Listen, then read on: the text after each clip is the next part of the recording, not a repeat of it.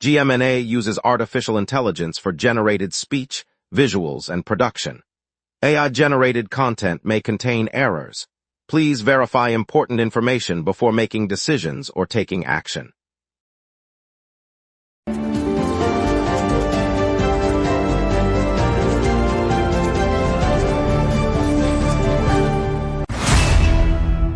Good morning, Montreal. I'm Lauren Dupuis. A 45-car freight train derailed north of the city with no injuries, and commuters should expect minor delays from construction-related lane reductions. In sports, Summer McIntosh shattered the 200-meter butterfly world record at the Canadian trials. Over to you, Ryan. Evelyn Badu scored 3 goals as Montreal Roses FC beat Vancouver Rise FC 5-1 in Northern Super League action.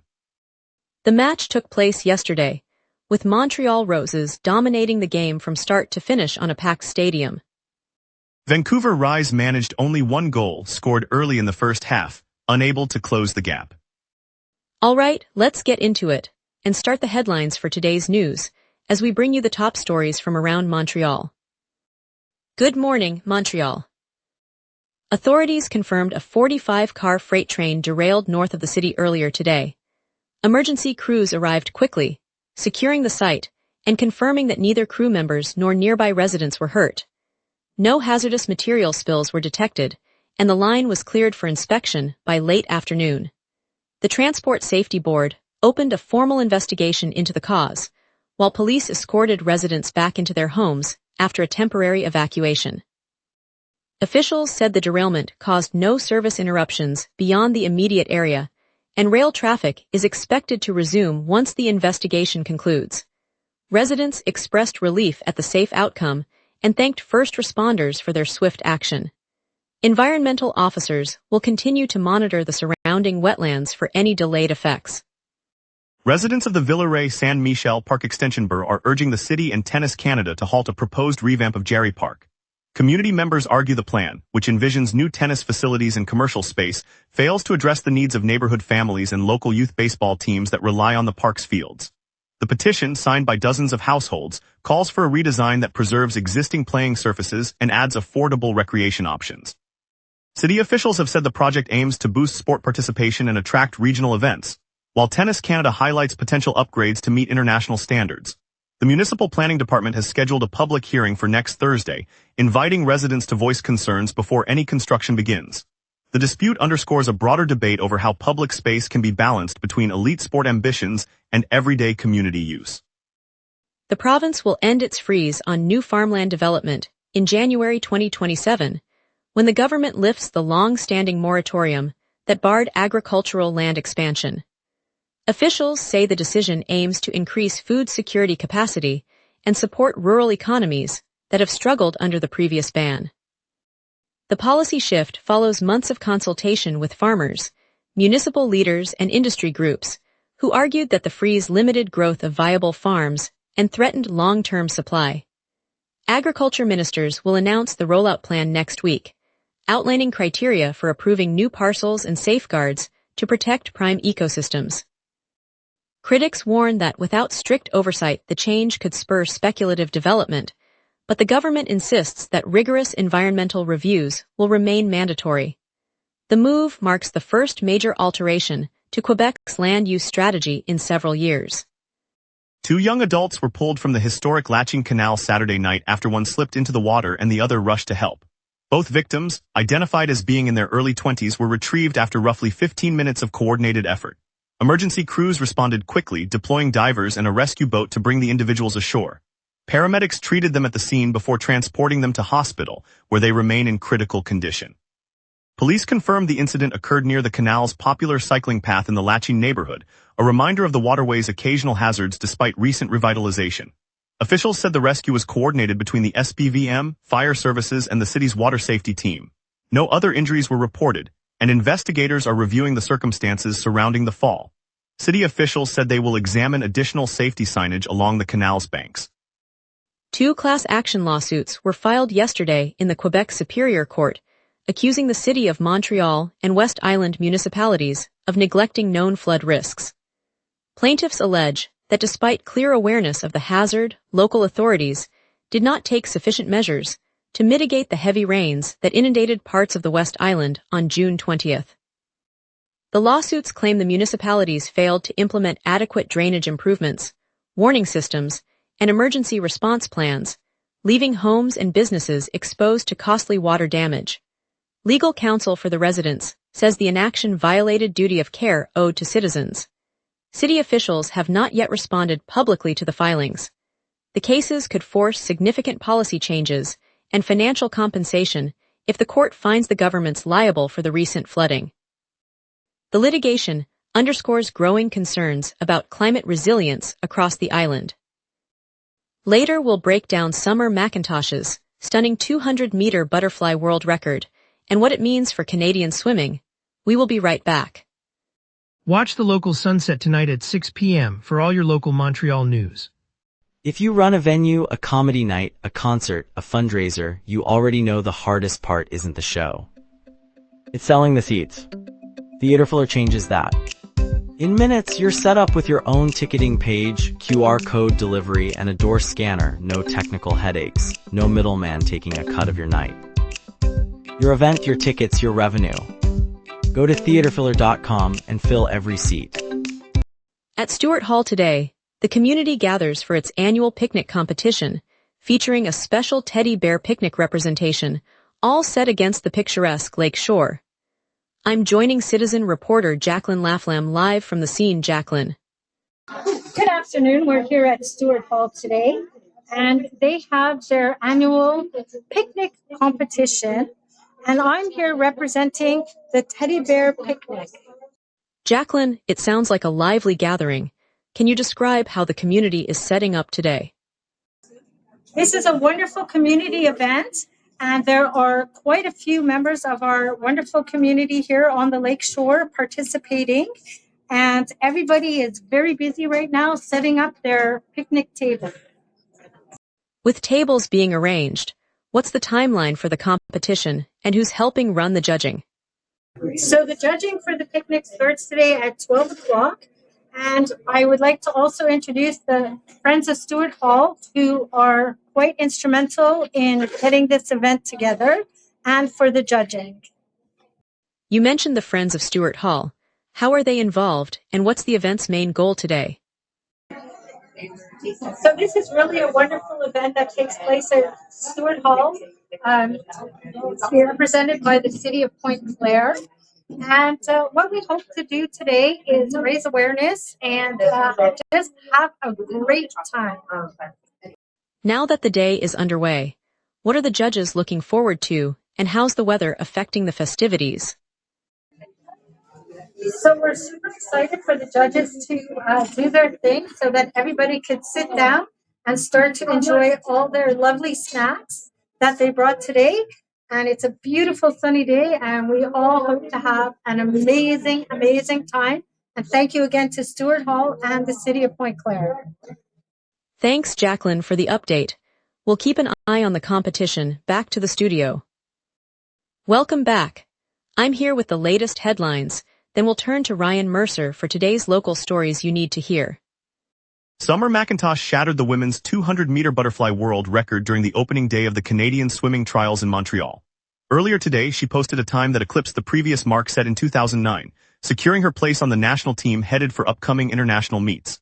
The fast-track venue buzzed as spectators watched the young swimmer glide through the water in under 2 minutes and 40 seconds, a milestone that will boost Canada's medal hopes. Coaches said the performance sets a new benchmark for the squad, while fans celebrated the achievement with cheers that echoed through the pool deck. With the trials now underway, McIntosh's record adds momentum as the team finalizes its lineup for the summer championship circuit. The community's pride swelled as local schools organized viewings, and the Federation announced that the new time will be the benchmark for the Pan American Games roster. Yesterday, the iconic Patrouille de France took to the sky over the city, drawing eyes upward as their sleek jets traced bright trails across the afternoon. At 14:46, the formation swept past downtown, offering a brief but vivid display for commuters and park-goers alike.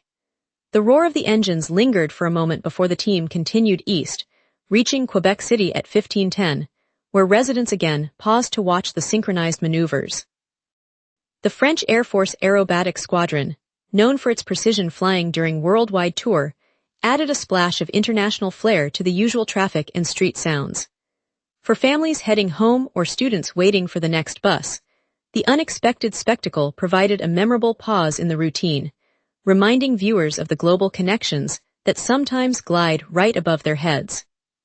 Kirby Dach, the Canadiens forward whose current deal expires at season's end, will file for salary arbitration today after receiving a one-year, $4 million qualifying offer.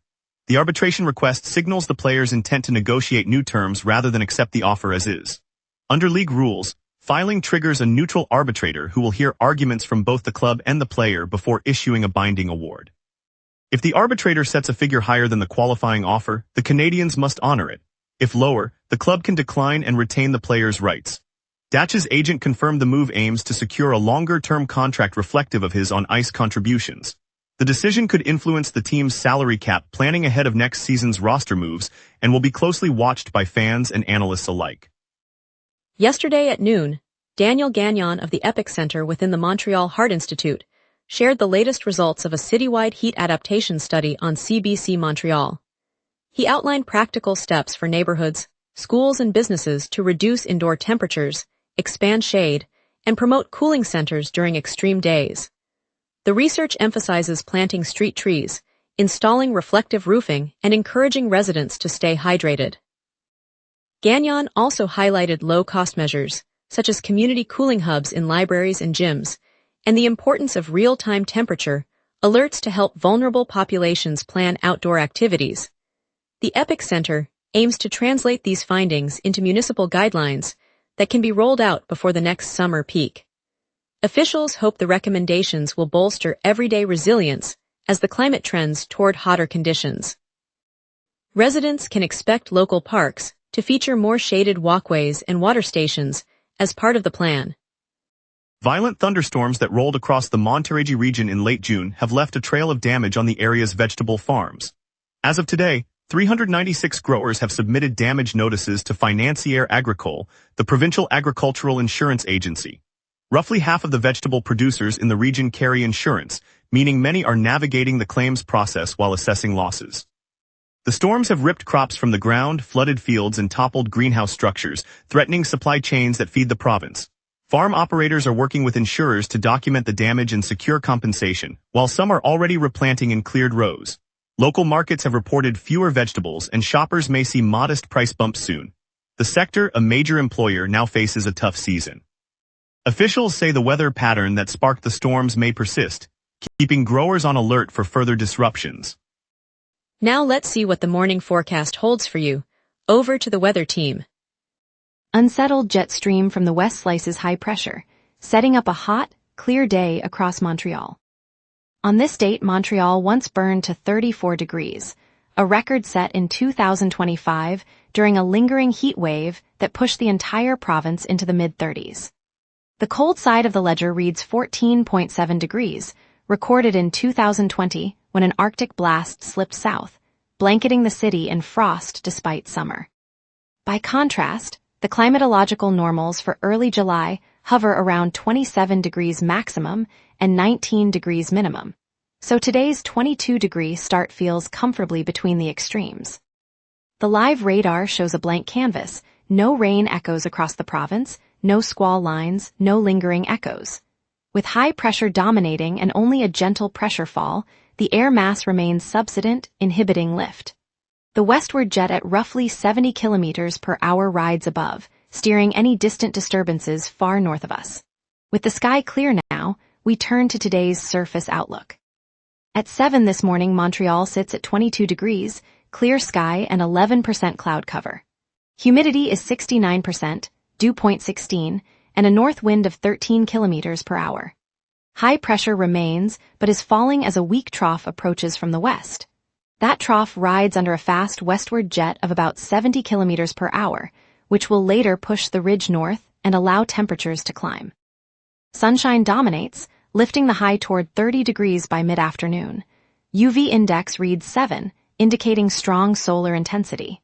Winds stay below 25 kilometers per hour, shifting to a light southeast breeze of 14 kilometers per hour this evening. No weather alerts are in effect, so the day remains safe for all activities. Now let's glance at the 5-day outlook. Tuesday continues the warm spell with a high of 29 and a low of 18, clear skies all day. Wednesday sees a modest rise to a high of 30, but cloud cover thickens, keeping lows near 21. Thursday brings the first rain chance as a weak front pushes a light shower band across the region, offering a 45% probability and a high of 31. Friday's high drops to 26, yet lingering moisture still yields a 45% rain chance despite mostly clear skies. Saturday rounds the week with a comfortable 27-degree high and 19-degree low under clear skies. The pattern reflects a lingering ridge nudged northward by the westerly jet, allowing occasional troughs to slip in and bring brief showers.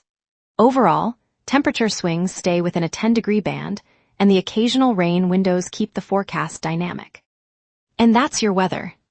Remember, the local sunrise is also available as a podcast.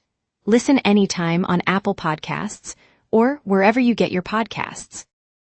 We'll have traffic updates, a look at the Pussycat Dolls tour, and the story behind Steve's music store closing. We will be right back. Watch the local sunset tonight at 6 p.m. for all your local Montreal news. Highway 40 on the Isle-aux-Torts Bridge is down to 5 lanes, 2 each way and 1 alternating, as bridge work continues. Expect a steady slowdown during the morning rush. Add 10 minutes if you're crossing the river. Highway 19 at the Papillon-Leblanc Bridge stays limited to 2 lanes each direction with nightly partial closures through 2026, so merge early. On Highway 20 near Harwood and Bellemare, lane widths are narrowed and the speed limit is 40 km per hour, with occasional overnight closures, so allow extra time around Vaudreuil-Dorion. In the city, Jean Talon Street remains closed for the Blue Line extension. Buses 141, 188, and 372 run detours and Shuttle 814 operates. Ste Catherine and Bayry Streets stay closed in their segments, and Pi Roman 9 Boulevard is reduced to 1 lane each way between Pierre de Coubertin Avenue and Notre Dame Street. No transit delays are reported, so trains and buses run on schedule. The Pussycat Dolls are taking over Center Bell tonight, headlining the PCD Forever Tour with Lil' Kim and MYA, so if you love a high-energy pop show, grab a ticket before they sell out. It's a rare chance to hear their classic hits live in Montreal. Later, the Fever Fate X Montreal party rolls out at Suite 662, where a live DJ spins fresh beats, and the bar serves creative cocktails, an ideal spot to unwind after work. Tomorrow, acclaimed Malian vocalist Almu Sangare performs at MTELUS, bringing her Grammy-winning voice and powerful West African rhythms to an intimate venue, a cultural experience not to miss. From Thursday through Saturday, Startup Fest lights up the Old Port, gathering innovators for pitch competitions, workshops and networking, plus food trucks and live music, so keep an eye on the buzz if you're dreaming of the next big idea. And now here's Tyler with sports. Local soccer dominates and a Habs veteran heads west. Montreal Roses FC put on a show Saturday, rolling past Vancouver Rise FC 5-1 in Northern Super League play. Evelyn Badu was the story, netting a hat trick to drive the dominant win. According to CBC Sports Soccer, it was a commanding performance from the Roses. A notable roster move from the Canadians, Montreal has traded forward Brendan Gallagher to the Vancouver Canucks in exchange for future considerations. CBC Sports NHL reported the deal on June 29. Gallagher, a longtime face of the franchise, moves west as the Habs continue reshaping their roster. Before his departure to Vancouver, the city of Montreal honored Brendan Gallagher with one of its highest recognitions, naming him an honorary citizen. The ceremony took place at City Hall, a fitting tribute to a player who gave this community everything he had. Steve's Music Store on St. Laurent in downtown Montreal has been the city's go-to spot for guitars, brass and sheet music for more than 6 decades. Today the family-run shop announced it will close its doors after its final location shutters this week, following the earlier loss of its other branches. For generations of budding musicians, Steve's was more than a retailer. It was a place to try a new instrument, get advice from seasoned staff, and hear the buzz of rehearsals in the back room. Its closure leaves a quiet gap in the downtown arts corridor, where students and street performers have relied on its expertise. Steve's showed us that a small shop can shape the sound of Montreal. And stay tuned for a look at how Montreal can beat heat, thanks to a researcher's plan. We will be right back. Coming up tonight at 6, the local sunset. your neighborhood, your city, your news. From city hall decisions to the stories happening right on your street, we cover what matters most to Montrealers. Join us tonight at 6 p.m. on GMNA for the local Sunset Montreal's evening newscast. On a crisp Saturday morning in the historic neighborhood of Little Burgundy, I met Marie Claude, a retired midwife who has lived in the Témiscamingue region all her life. With the obstetrics wing at Ville Marie Hospital closed for most of the summer, expectant mothers have been forced to travel hours to Montreal or Gatineau for care. Determined not to let distance become a barrier, Marie Claude gathered a small team of volunteer nurses, a local bakery, and the municipal bus service. Together, they launched a pop-up prenatal clinic in the community center, offering blood pressure checks, nutrition workshops, and gentle yoga sessions under a bright banner that read, "Together we grow." One mother, 27 weeks pregnant, told me how the extra support turned a lonely road trip into a shared celebration, and her baby's first ultrasound was performed right there, on a borrowed screen, while the scent of fresh croissants filled the room.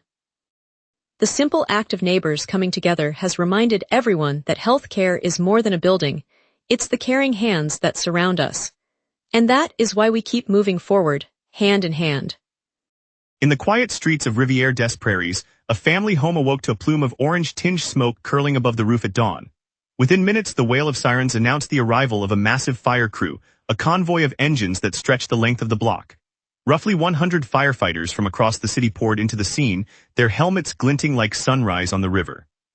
As the flames licked the second alarm blaze, a neighbor, Madame Levesque, stepped forward with a basket of fresh baguettes, offering a small comfort to the weary crew. Inside, a mother clutching her newborn was guided down a soot-blackened hallway by a veteran firefighter named Jacques, whose steady hand steadied her trembling heart. The blaze was tamed before it could claim more than smoke, and the family emerged, eyes wide with relief, to the applause of onlookers. The community gathered, sharing coffee and stories, while the fire crew lingered to clean up, laughing together in the cool morning air. It's moments like these that remind us how tightly our city's heart beats together. Thank you, Montreal, for joining us this morning. A special congratulations to Summer McIntosh for setting a new 200-meter butterfly world record at the Canadian Trials. We'll keep you informed on the train derailment, the Lachine Canal rescue, and more. Tune in tomorrow for another bright start.